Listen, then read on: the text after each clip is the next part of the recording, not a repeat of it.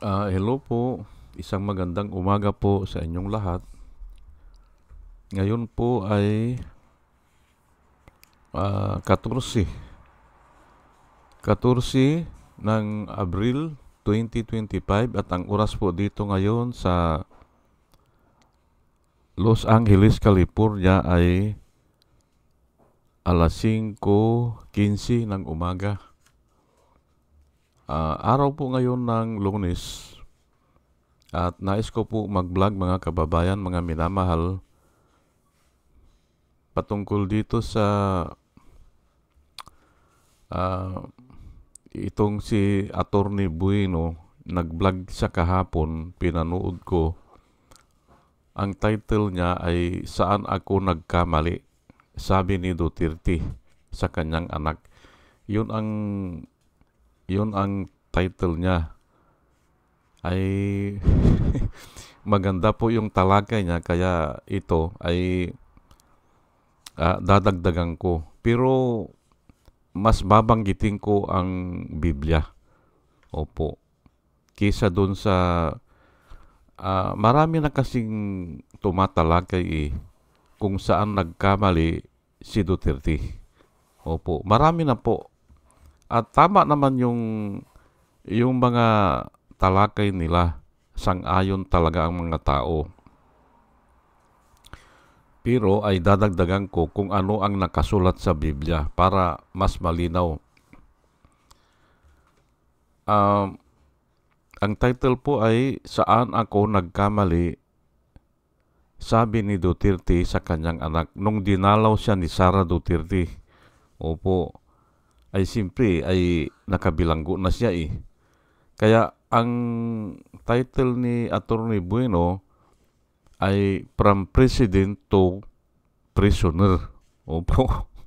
Ngayon ako ay nag-comment naman ako doon sa kanya, doon sa vlog niya kahapon. Ang comment ko ay from palace to prison. Palasyo, hindi ba? Nakatira siya dati sa palasyo, diyan sa Malacanang Palace, ay ngayon ay doon na siya matitira sa kulungan, doon sa Netherlands. O kaya, pwede rin naman na from brightness to, kasi nagniningning po siya noon hindi ba? Nagniningning siya nung siya ay presidente po maningning siya O, from brightness to darkness as can be. Opo. Hindi na po natin alam kung ano yung darkness na yan, pero hanggang kaya pa siguro na maging darkness. Ayan. Yan ang description po dyan. From brightness to darkness as can be. Nasa kanta po yan. Pati nga itong Saan Ako Nagkamali ay kanta po ito Opo. Saan ako nagkamali? Yun po ang kanta na pinarinig din ni Attorney Bueno. Pero mas maganda sana kung itinuloy-tuloy niya ng bahagya yung kanta Opo. Kasi may meaning po o mayroong aral na mapupulot. Ang kanta po kasi ay Word of the Spirit po yan Yang kanta, yung mga kanta kaya tumatama po sa ating mga puso. Pinag-aaralan yung tamang salita para maging epektibo sa ating puso o sa ating pag-iisip. Kaya nga, ganun Ngayon ay, yun nga ang iisa ang findings po ng mga tao nagmalabis siya sa kanyang kapangyarihan o akala niya ay wala ng katapusan o ginamit niya ang kanyang kapangyarihan para gumawa ng mga illegal, yang mga pagpatay, hindi ba? O, ganun po yan. Kaya ngayon ay ganyan ngayon ang kanyang katayuan. Opo. At marami na po ang nagdi-discuss niyan, marami na. Pero mas maganda nga kung marami marami ang nagtutulong-tulong, kasi kung minsan nilalabanan po yung mga vloggers. Aywan ko lang kung mga bayaran pa sila o talagang naniniwala pa sila kay Duterte. Hindi natin alam, pero marami pa rin na sumasalungat Opo. Pero wala akong doubt. Tama yung sinabi ni Attorney Bueno. Opo. Pero bago ko ibigay yung mga supporting verse, bakit tama yun, ay hayaan nyo muna po na batiin ko po muna ito, itong mga sumusubaybay sa atin. Kahapon pala, nag-comment si Concepcion Barsi na sabi niya ay si Robin Hood Padilla ay puro namang wala namang kanya yan. Parang sabi niya, wala namang sinabi. Opo. Kasi yun po ang topic ko kahapon. Salamat po sa comments po ninyo, Concepcion Barsi. At ito po sila, ito po ang batch number 2 po ito, at salamat po sa inyong lahat, si Pussycat, si Doris May, si Antonino, si Ronel, si Ibi Cumpio, si Joey Valenzuela. Third, pangatlo, user NB, Parot, Pabs Naranja, Romel Sordier, Padua Lloyd Trabier, Andres Senario, Jonah Canao, Rosana Kawili, Ber Orozco, Ernie Calyago, Christine Joranas, Digna Umali, Julie Antan, Jose Labier Niabot, Andy Gimpaw, User GH, RC Guillermo, Joseph Angelo, Mayra Midaina, Rafael Aquilato, Mayit Hensyo, Dio Ianong, Bilya Lagueño, Mr. Yang Toy, Emilita Roa, Monica Dongsao, Richard Jamura, User KK, User XQ, Nelson Nukop, Salvacion Akisar, Sinaida San Andres, Joey Chavez, Ramon Junior Rojas, Hael Berelyar, Rose Jack Normi, Arnel Araujo, Vicente Tablati, Sweet Potato, Kuku Guid, Orly Nunez, Estrella Rombano, Arian Mendoza, Nieves Olaveres, Aldrin Impalmado, Malaya Mendoza, Lorando Ngurdas, Mir Cabrera, Rolando Olivier Mamon ng Lapas Iloilo, Ana Maria Aldisimo, Eli Casli, Marias Rivera, Marudaan, Manuel Diwa, Arvin Silot, Mila Coamag, Chicken Farmers TV, Online Picolio, Trico Muo Briac, Concepcion Barsi, at saka si Bobby P. Salamat po sa inyong lahat. At ito naman po ang mga vloggers na nire-recommenda ko po sa inyo na ating panuorin at suportahan. Ito po sila, si Michael Apasimble Bulletin, Attorney Insurrecto, Bunyog Pagkakaisa, Vlogcaster Armandin, Engineer Toto Kausing, Aling Marie, Mr. Sa Totoo Lang To, Christian Isguera, PMTGR Vloggers, The Action Man, Roy Japan Tours, Divina Apostol, CG Pichay, Kapihan Yat at Ago, Dimjos Journey Kakamping, Ang Batas with Attorney Claire Castro, Waldi Carbonel, Attorney Silo Magno, at saka si Kristan. Ugaliin po natin na makinig sa kanila, at nakikita ko po na sila ay nagbablog para po sa ikabubuti ng bayan. O sige po, at tayo po ay tuloy-tuloy na sa ating discussion. Yung umabuso sa kapangyarihan, yun ang pagkakamali ni Rodrigo Roa Duterte. At akala niya, nung umalis na siya doon sa ICC,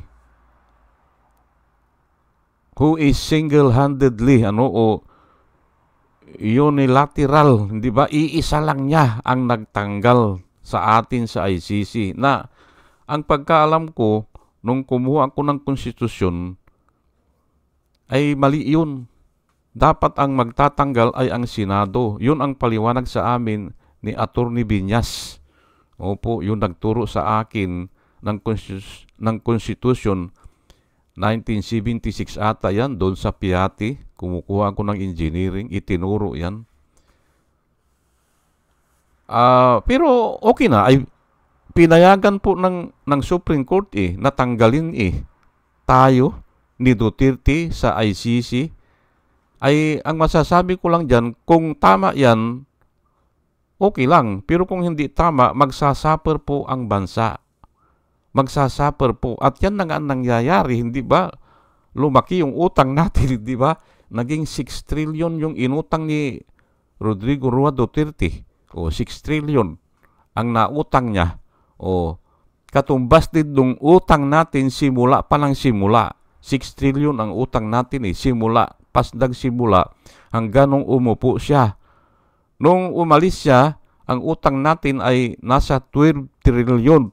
Ay dahil nga dyan siguro, dyan sa ito mga Supreme Court ay nagdi-decide na hindi tama.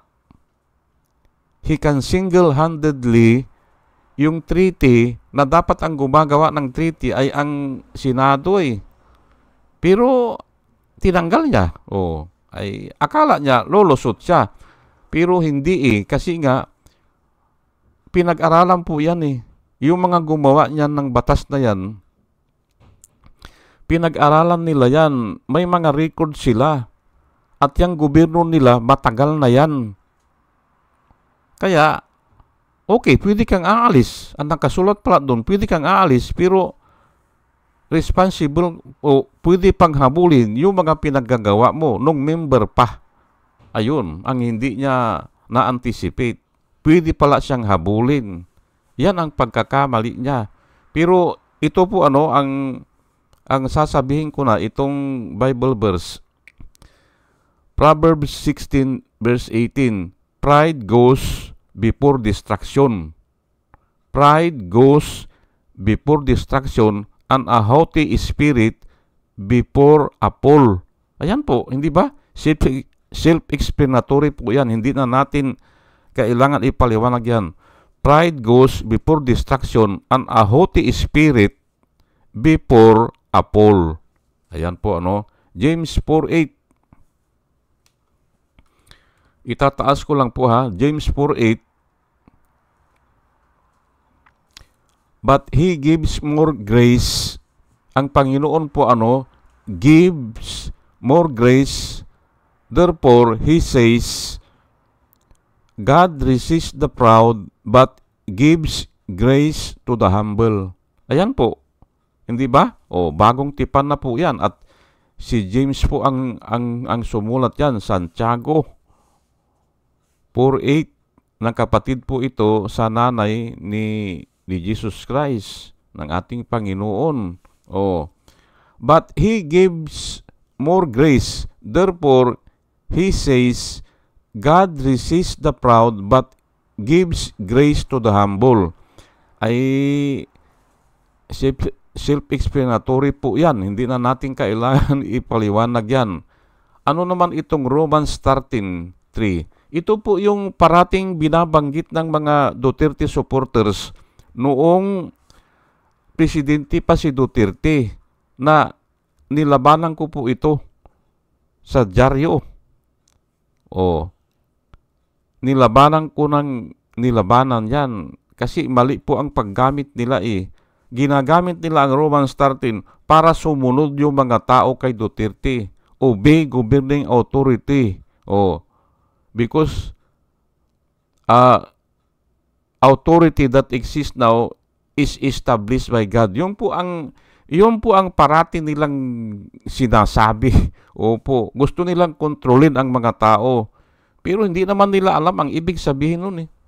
Ngayon, punta ngayon tayo dito sa Romans 13 verse 3. Opo, pero ang ginagamit nila hanggang verse 5 yan Ginagamit nila Romans 13, 1-5. Pero ito, kukunin ko lang itong 13 para maliwanagan tayo. For rulers are not terror to good works. Yung po nakasulat. Hindi sila mga terorista. Yan po ang ina-assume ng Biblia. Opo, yung mga leaders daw natin are not terror to good works, but to evil. Do you want to be unafraid of the authority? Do what is good, and you will have praise from the same. Yung po nakasulat, hindi ba? O, itagalog natin. Ayaw mo ba kanya, gusto mo ba na hindi ka matakot sa authority? Yung po ang tinatanong do what is good. Yun po, napakasimple po, hindi ba? Napakasimple po ang Biblia. Do what is good or do what is right. And you will have praise. Pupurihin ka ng authority. Yan po ang nakasulat dyan. Dyan siya nagkamali, si Duterte.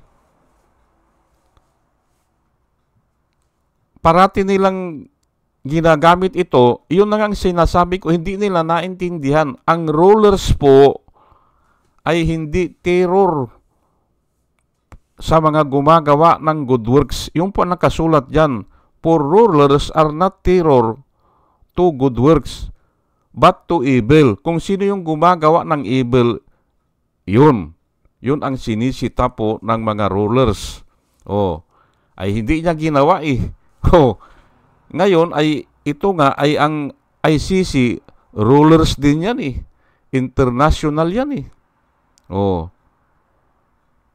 Ay yan na nga. Kaya siya ngayon ay nasa kulungan.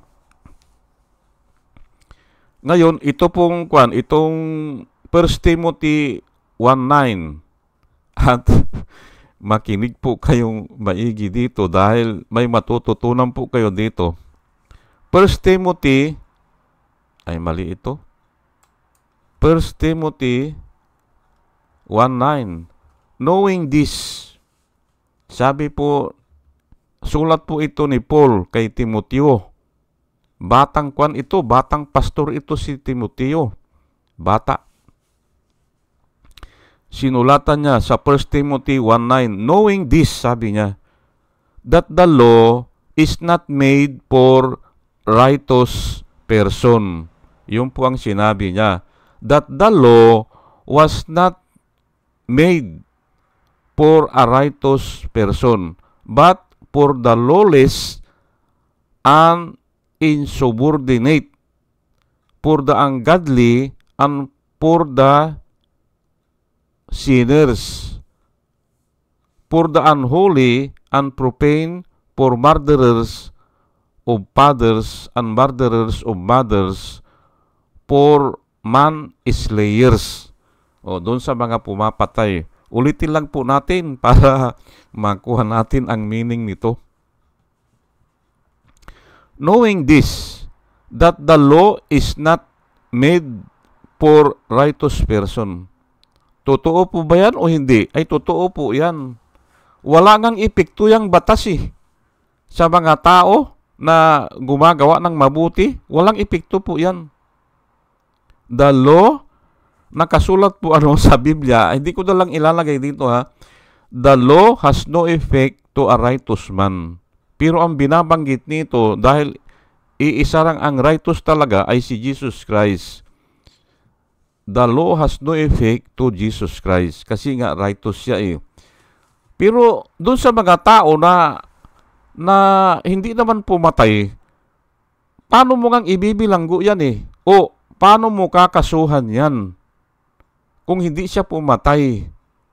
Yan po ang ibig sabihin yan. Kung hindi siya nangalon niya, anong bakit ididemanda mo siya ng adultery?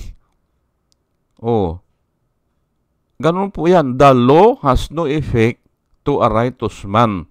O kaya dito, ang pagkasulat dito ay knowing this, that the law is not made for a righteous person.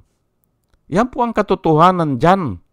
Kaya nga ako, nung isang araw, challenge ko na si Cayetano at saka si Amy Marcos na palitan na nila ang batas natin. Palitan na nila. Okay na, approve na. I-approve na yan. I-approve na natin 100%. Ano yung ipapalit? Na dapat kung huhulihin si Bato, ay idadaan muna sa korte. Palitan na nila. Kasi yun ang gusto nila ngayon Bakit daw hindi idinaan sa korte si Duterte na naandun daw sa Article 59 ng ICC na dapat dadalhin daw sa competent judicial authority? Competent judicial authority, ang sabi nila doon, pinalitan nila ang word, ang ginamit nila ay korte. Sabi nila, korte yan. Sabi nilang ganun. Korte yan. Sige, gamitin na natin ang korte yon. Sige, lahat ng huhulihin ngayon ay idadaan sa korte. Apektado ba ako? Walang epekto yan sa akin kasi hindi naman ako pumapatay. Apektado ba kayo na hindi kayo pumatay? Wala. Hindi ba? The law has no effect to a righteous man. Kahit na ilagay nila yan o hindi nila ilagay yan, ay kung pumatay sila, ay mahuhuli din sila ng batas. Yan po ang ibig sabihin yan. Saan nagkamali si Duterte? Ay ito, hindi niya alam yan. Itong tinatalakay natin ngayon, na the law has no effect to a righteous man. Kaya kung pumatay ka, ay apektado ka kahit anong gawin mo, kahit anong batas pa ang gawin ngayon. Na gusto daw nila, gusto ni Cayetano, idaan muna sa korte bago dalhin sa ICC. Ay sige, gawin na natin yan. Approve na yan. Pero magsasuffer ka pa rin kasi nga pumatay ng tao Hindi ba? Makakalibre ba siya? Hindi. Kung pumatay siya ng tao, hindi. Hahabulin siya ng batas. Yan po ang itinuturo ng Biblia. Kahit na nga pupunta na siya sa sige, punta na siya sa isang bansa na pwedeng pumatay kung mayroon man, hindi ba? Mahahabol pa rin siya Kasi nga may batas ang Diyos magsasuffer pa rin siya. Magtago man siya doon sa mga country na pwedeng pumatay. Hindi ba? Hindi siya makakapagtago po sa Panginoon. Kasi pangako po ng Panginoon yan Vengeance is mine, I will repay, says the Lord of hosts. Hindi ba? Ayan. Hindi ba? Doon siya nagkamali na akala niya kung tinanggal na tayo sa ICC ay libre na siya. Ay hindi po. Kasi nga hindi ka naman makakaligtas sa batas Kahit baguhin mo yung batas natin, baguhin mo man ng baguhin yan, mayroon pa rin isang batas na magiging pitted sa'yo para parusahan ka. Ganun po yan. Kasi nga ang utak ng tao ay hindi naman kulang yan, kulang. Tanggalin natin ang Pilipinas sa ICC. Hindi ba? Para libre na sila. Ay kulang po yun Kasi may nakapaloob na kahit umalis ka, ay after 1 year pa effective yan. At kung member pa kayo, ay pwede pang habulin yung mga pangyayari na naganap nung member kayo. Ganun po yan. Sige po at hanggang dito na lang po at sana tayo ay may natutunan Huwag nating kalimutan na the law has no effect to a righteous man. Walang epekto. Pag hindi ka pumatay, paano ka ngang ididimanda Di ba? O kahit na idemanda ka, ay kahit mabilanggo ka pa, ay may Diyos naman eh. Yun ang sinasabi ko dun sa mga kalabang ko sa dyaryo noon. Kahit kako mabilanggo yan si Dilima. Mamatayan sa bilangguan kasi sabi nila mabubulok. Sabi nila mabubulok na si Dilima sa bilangguan. Ay kahit nakako mabulok yan eh. Mabulok na yan. Ay pero may Diyos kako eh. Yung nagtestify kako dyan, hahabulin ng Diyos yan. Yung nagpromotor dyan, sabi ko. Hahabulin kako ng Diyos yan Kung nabulok sa dyan, ay pero nga hindi kasi nga magre-recant. Sinasabi ko na nga sa kanila 7 years lang kako yan. 7 years lang ang taning ko dyan. Magre-recant yan kako. May mangyayari na hindi maganda dyan. Kasi nga ay si Ninoy Aquino 7 years eh. Si Trillanes 7 years din eh. Nakalaya eh. Kako ito si Dilima ay iyan na nga mag 7 years nakalaya. Makukonsensya kasi yung nagtestify ipagpalagay na binigyan siya ng pabor, binigyan siya ng kayamanan, ay pero iisipin niya ay hindi sapat ito. Binigyan siya ng mga kapritsyo, hindi sapat ito. Iyon po ang sinasabi ko doon sa nakalabang ko sa dyaryo. Bukas pala gusto kong talakayin ko dalawang tatalakayin ko sana. Mamili po kayo kung anong gusto nyo. Yung West Philippines nasa Google na po ngayon. Nasa Google Map na. Kanina, nabuksan ko kaninang umaga. Nasa Google na yung West Philippines Sea. Gusto kong talakayin yan para pabulaanan ito si Marcolita. Hindi ba? Ang gusto ni Marcolita ay bago sabihin ay nasa Google na. Ay mali yun eh. Mali yun eh. Dapat nasa isipan muna. Tapos sasambitin. Tapos kung marami na nagsasambit, pwede nang ilagay sa Google Map. Yan po ang procedure talaga. Hindi pwede yun na sasabihin niya, kailangan na andun muna sa Google bago sambitin. Mali po yun. Wala sa hulog. At saka isa pa, mayroon akong gustong talakayin, yung si Amy Marcos ay hindi anak ni Ferdinand Marcos. Opo. Ay pero nga ay masilan yan. Pero kung gusto nyo natalakayin ko, kasi bata pa ako naririnig ko na yan eh. Ngayon, ginugol ko po ito. Nako, halos talaga, confirm. At lalo na ngayon na nag-aaway, ay biblical po yan eh. Kaya gusto kong talakayin eh. Hindi ko i-condemn. Pero, lahat po kasi ginugol ko nga 100% na hindi siya anak ni Ferdinand. At lalo na ngayon, may basihan ako yung nag-aaway. Biblical po yan, biblical. Opo.